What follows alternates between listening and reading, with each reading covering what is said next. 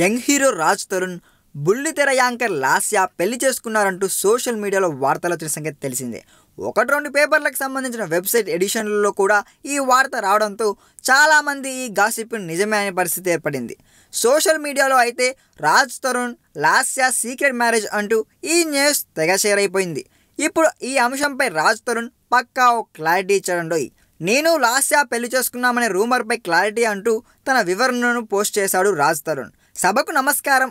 నా సంబంధం లేకుండా, నా ప్రమేయం లేకుండా కుమారి 21F ఆడియో రిలీజ్లో ఒకేసారి కలిసిన లాస్యాతో నా పెళ్లి చేసిన కొంతమంది మీడియా మిత్రులకు, వెబ్సైట్ దారులకు నా కృతజ్ఞతలు అంటూ కాస్త వెటకారంతో ఓపెన్ లెటర్ మొదలుపెట్టిన రాజ్ తరుణ్ తరువాత అసలు సంగతి రాసుకొచ్చాడు.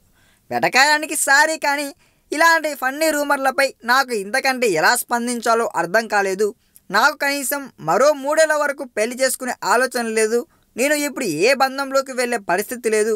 నేను పెళ్లి చేసుకున్నప్పుడు అందరికీ తెలియజేస్తాను. ఆధారం లేని రూమర్ అయినా నా కోసం కొంత సమయం కేటాయించిన అందరికీ కృతజ్ఞతలు. మరోవైపు అసలు ఈ రూమర్ గురించి ఏం తెలియకుండా చదివిన వారికి సారీ, టైం వేస్ట్ చేసినందుకు అంటూ రాజ్ తరుణ్ క్లియర్ కట్గా చెప్పేశారండోయ్. మొత్తానికైతే చాలా తెలివిగా సమాధానం చెప్పాను అని అనిపించుకున్నాడు. ఈ వీడియో మీకు నచ్చినట్లయితే సబ్స్క్రైబ్ చేయండి. ఫిలిమి స్టార్స్ బోల్డెంత న్యూస్ బోల్డ్గా.